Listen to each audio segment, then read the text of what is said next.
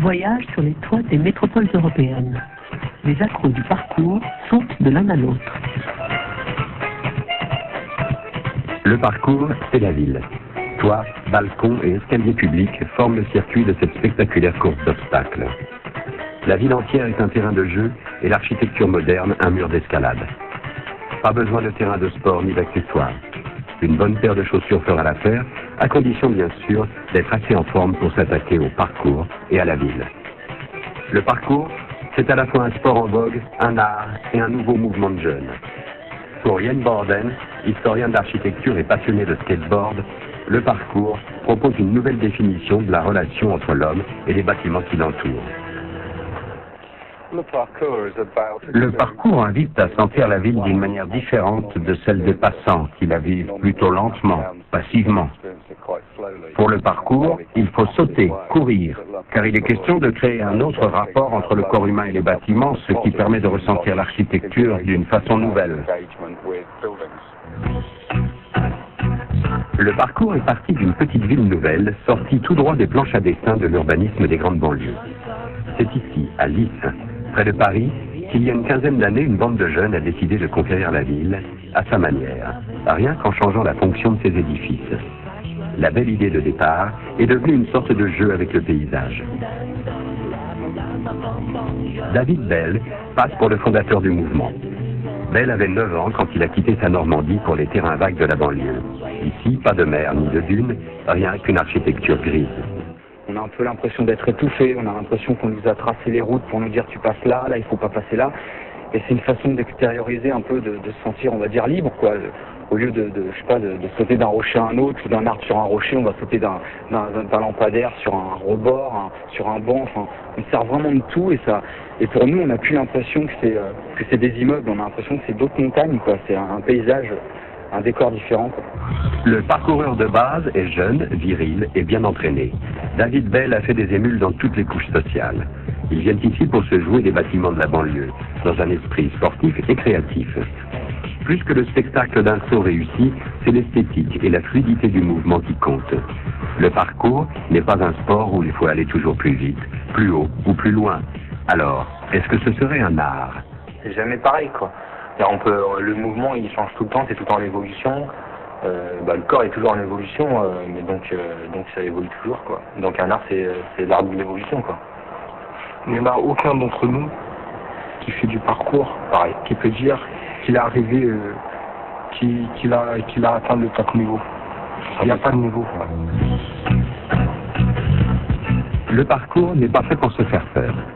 Le parcours n'est dangereux que pour celui qui a surestimé ses capacités physiques.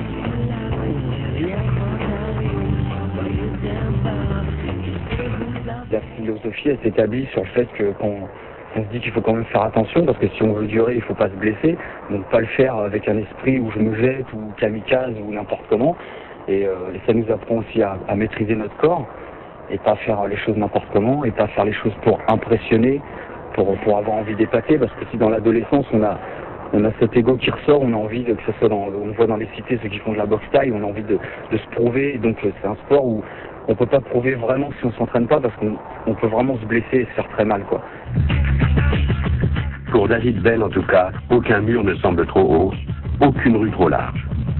Il s'entraîne dur et il est l'idole des jeunes du monde entier. Le tournage du nouveau film de Luc Besson va bientôt commencer. Il tourne ici à Londres un spot publicitaire pour la BBC. Le gouffre qui sépare un David Bell surentraîné des gens assis dans leurs fauteuils dans les palais transparents du quartier des affaires de Londres, 2 pâtés de maison plus loin, ne pourrait pas être plus grand. Banquiers et avocats utilisent les bâtiments de la City d'une manière complètement rationnelle. Ils y travaillent, ils gagnent de l'argent et le dépensent. Ce sont les 2 principales fonctions de l'architecture urbaine.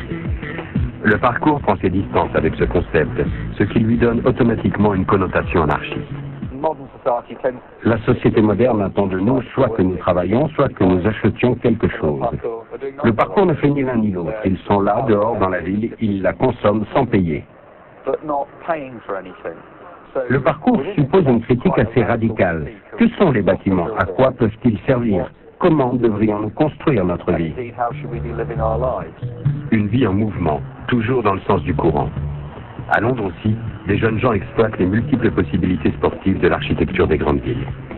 Grâce à Internet, la communauté internationale du parcours s'est répandue dans le monde. Notre site urbanfreeflow.com a une vocation internationale.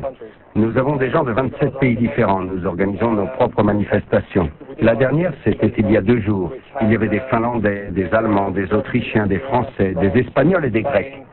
Nous sommes une grande communauté. C'est très positif. Le parcours a depuis longtemps quitté l'East pour devenir une valeur de la subculture internationale. Londres est un centre de rencontre important. L'Autrichien Andreas Kaltais y vient souvent. Il s'occupe du site internet germanophone de la communauté Parcours.